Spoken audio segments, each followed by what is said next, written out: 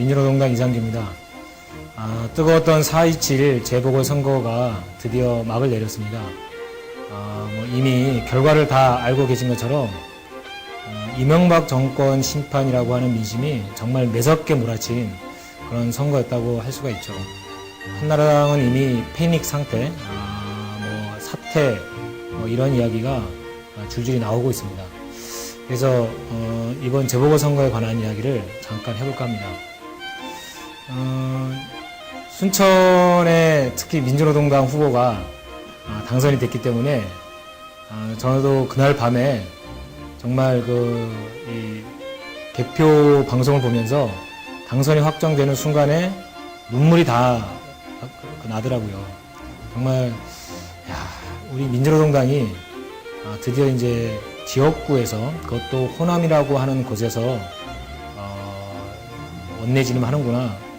그 과정에 이제 흘릴 땀방울들, 숱한 고생들, 이런 것이 생각이 나서 하여튼 굉장히 가슴이 찡했습니다. 제가 최근에 주로 현장에 있느냐고 이 내부의 자세한 이야기나 생생한 것까지를 다 이렇게 전달해 드리지 못해서 좀 그러긴 하지만 오히려 현장에서 바라보는 약간은 객관적인 이런 내용들도 이렇게 좀 도움이 되지 않을까, 이런 생각도 좀 되고요. 이번 재보궐선거는 무엇보다도 이명박 정권에 대한 심판, 한나라당의 참패, 그리고 야권연대의 승리, 이렇게 요약할 수가 있겠죠. 그런데 이제 조금 좀 깊이 들어가서 봐야 할 대목들이 있는데, 승리의 이 결정적 요인이 된 곳은 당연히 분당과 그리고 강원이잖아요. 사실 분당의 손학규 대표가 나왔을 때 주변에 적지 않은 분들, 특히 이제 소위 정치를 한다는 분들은 손학규 대표가 번지수를 잘못 골랐다, 저거는 죽음으로 가는 길이다, 이런 식으로까지 생각을 했었습니다. 그런데 저도 그렇고 저 주변의 민주노동당 당원들은 손학규 대표가 출마한 것만으로도 굉장히 높이 이렇게 평가를 했었거든요. 그런 정도의 승부수를 던지지 않고서 어떻게 MB와 싸울 수 있으며 어떻게 한국 정치를 바꿀 수 있단 말이냐, 이런 얘기들을 했었는데, 그게 정말 민주노동당 당원들뿐만이 아니라 분당 우파의 마음을 다 사로잡은 게 아닐까, 이런 생각이 이제 드는 거죠. 분당도 그렇고 강원도 그렇고 최문순 도지사가 정말 이길 수 있을까? 초반에는 이것을 이렇게 확신하는 분들이 많지 않았단 말이죠. 그렇지만 대응을 안 할 수는 없고, 패장이 되더라도 제대로 한번 멋있게 싸워본다, 이런 의미가 저는 없지 않아 있었을 것이다 라고 보거든요. 물론 과정에서는 엄기영 후보 측에 말도 안 되는 불법 선거, 콜센터 이제 이런 것도 영향을 줬겠지만, 최문순 후보가 일궈온 그런 어떤 이제 인생 역전이라 그럴까요? 그리고 본인이 비례대표 의원임에도 불구하고 의원직을 내놓고 질 수도 있는 곳에 뛰어들었다고 하는 이런 점들이 상당히 새롭게 다가오는 데모라는 거죠. 그래서 결국은 이 야권연대가 중요하지만 그냥 야권연대를 한다고 이기는 것이 아니다. 후보의 인물 하나하나가, 그리고 후보가 만들어지는 과정 자체가 희생과 결단, 그리고 승부수, 그리고 한편의 드라마 같은 그런 감동적인 선출 과정, 이런 것이 없으면 유권자들의 마음을 사로잡을 수 없는 것이 아니냐. 오히려 어려운 곳에 뛰어들어간 후보들이 이번에 당선되었다고 하는 점을 우리는 좀 잘 되짚어 봐야 되지 않을까 싶습니다. 역시 죽자고 각오를 하면 사는 게 아닌가 이런 생각이 좀 들고요. 이제 그런 면에서 김해 선거는 굉장히 안타깝습니다.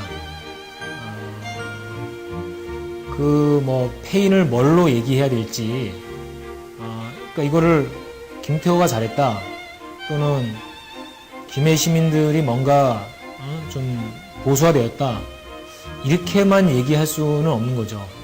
이럴 경우에는 우리 스스로를, 자기 스스로를 돌아보는 것이 맞는 것이기 때문에, 그렇다면은 야권연대를 이룬 그 이봉수 선거 캠프, 그러니까 이거는 이제 단순히 국민참여당만이 아니라 그런 야권연대의 힘이 이 총리 후보 시절에 온갖 추몽과 이 부정부패로 이 낙마를 한 이런 자를 이기지 못한 것에 대해서는 저는 깊이 있는 자기 반성이 필요하다고 생각을 합니다.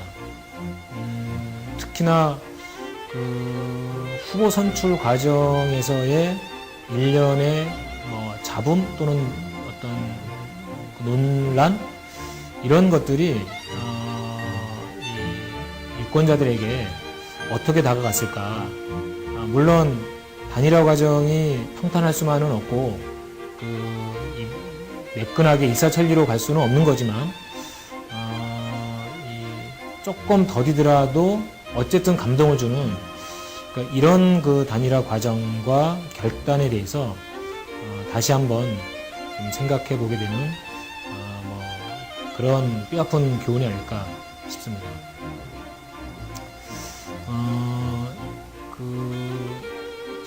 이제 순천 얘기를 좀 이제 해야 되는데, 순천을 놓고 보면 민주당은 대단한 결단을 했다고 먼저 얘기하고 싶습니다. 왜냐하면 이제 무공천을 한다는 게 쉽지만은 않은 거였고, 실제로 무소속 후보가 난립했을 때 그 무소속 후보들은 전부 다 민주당 성향이었을 뿐만 아니라 당선이 된 후에 민주당에 의해서 간택받기를 바라는 그런 마음으로들 다들 나왔고, 또 그렇게 선거운동들을 했죠.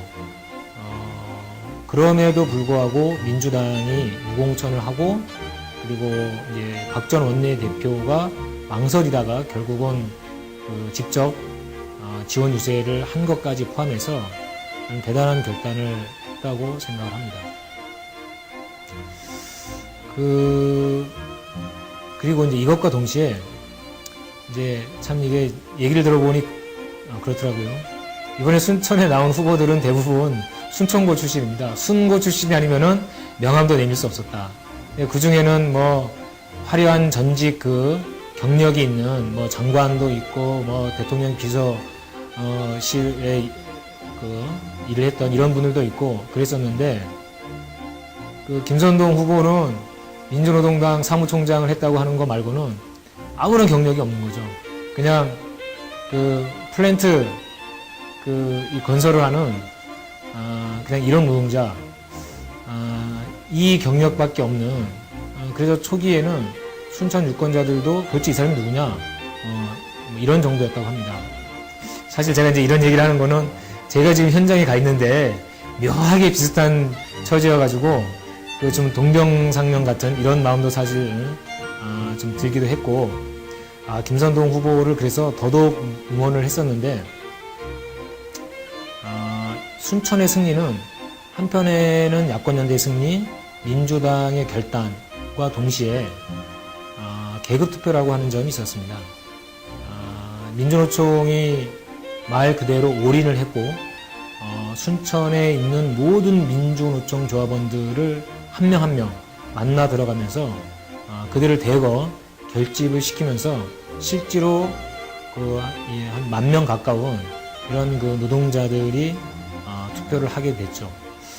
정말 대단하다고 하지 않을 수가 없고, 단순히 이것은 득표 전략에서만이 아니라 민주노동당뿐만이 아니고 야권연대가 나가야 될 방향, 즉 정책과 가치를 중심으로 뭉친다고 했을 때 그것은 노동자, 농민, 서민을 중심에 놓는 그런 그 진보적 정책의 확장 속에서 이루어져 나가야 한다라고 하는 것을 웅변하고 있는 것이 아닌가 싶습니다. 사실 이제 이런 점은 춘천뿐만이 아니라 울산 동구에서도 마찬가지였죠. 정몽중 자본이 현대중공업을 통해서 판을 쳤고 그 직원들을 대거 풀고 어떤 직원은 선거 당일날 자기가 그 1번을 찍고 그것을 사진 촬영을 하다가 적발되기까지 하는 이렇게 고강도의 그런 그 통제가 있었음에도 불구하고 그 비정규직 노동자뿐만이 아니라 일선에 있는 그 현장 노동자들이 표심은 바로 민주노동당 야권 단일 후보에게 가 있었다라고 하는 점이 중요한 의미를 지닌다고 생각을 합니다. 이게 이제 한나당과의 싸움일 뿐만 아니라 자본이 거대하게 힘을 갖고 있는 곳에서도 우리가 결집하면 야권 연대가 힘을 모아나가면 이길 수 있다라고 하는 것을 보여준 것이 아닌가 하는 점 때문이죠. 어쨌든 이제 이번 선거를 이제 겪으면서 이제 새로운 정치 지형이 이제 펼쳐질 텐데 이명박 정권 이미 시작한 레임덕이 지금까지는 좀 가려워져 있었지만 이제는 그 포장을 완전히 뜯어버리고 적나라하게 가시화가 되는 이런 상황이 오지 않을까 생각이 됩니다. 이미 이 홍준표 최고위원이 박근혜 시대라고 얘기할 정도로 지금 자중질환에 빠지고 있는데, 왜냐하면 박근혜의 영향력은 강원도에서 확인된 거거든요. 엄기영 후보를 밀었지만 역부족이었다라고 하는 것이 드러나는 것이고,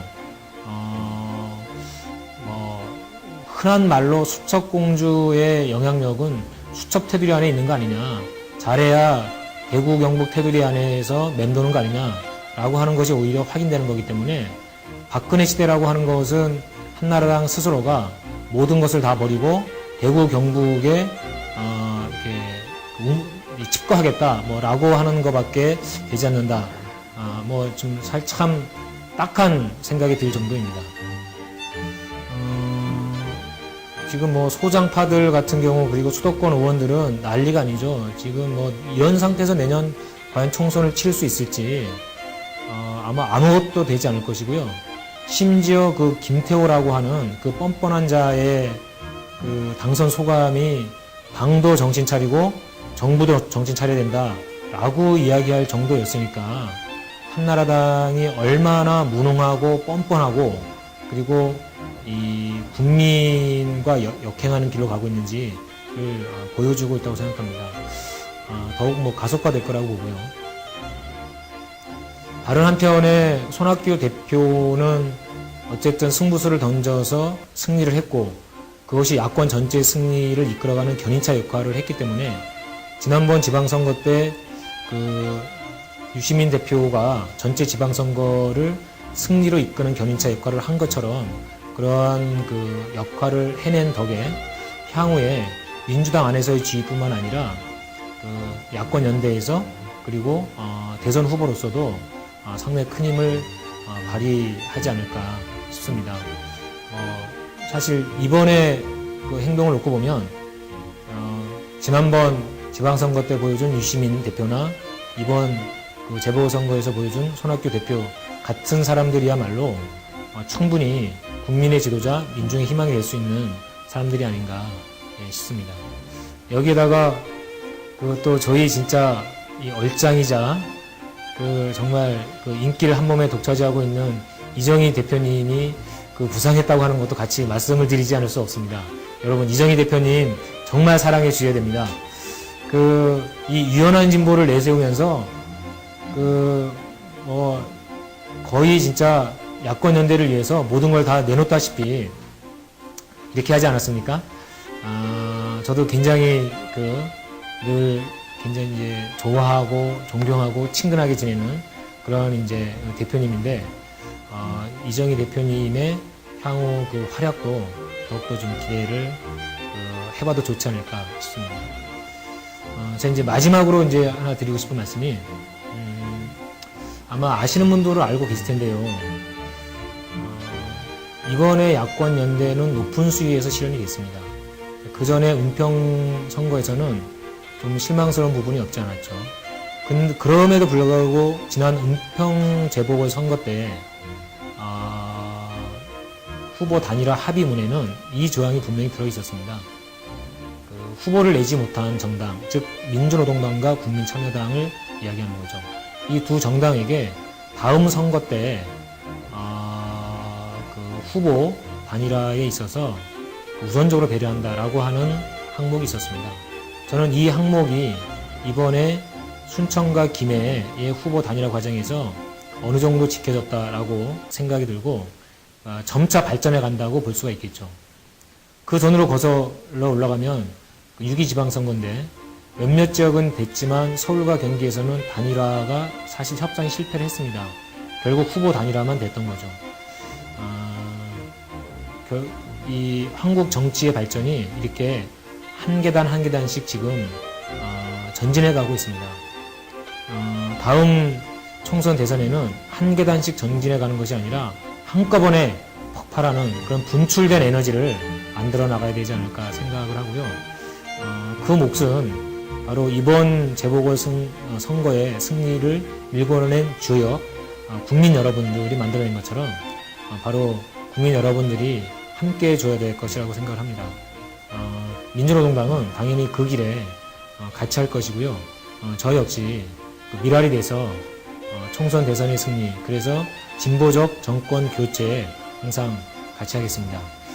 말을 좀 이렇게 재밌게 하라고 했는데 뭐 얘기를 하다 보니까 좀 그냥 이렇게 진지하게만 얘기가 좀 된 감이 없지 않아 있습니다. 자, 여러분, 사실 너무나 지금 기분이 좋은 상태입니다. 승리했기 때문이죠. 이명박 그리고 한나라당의 코를 납작하게 만들어놨기 때문입니다. 이렇게 기쁜 마음 항상 간직하고 싶습니다. 내년 총선 대선 끝난 후에 새로운 세상을 여러분과 함께 활짝 만들어가고 싶습니다. 이상기였습니다. 감사합니다.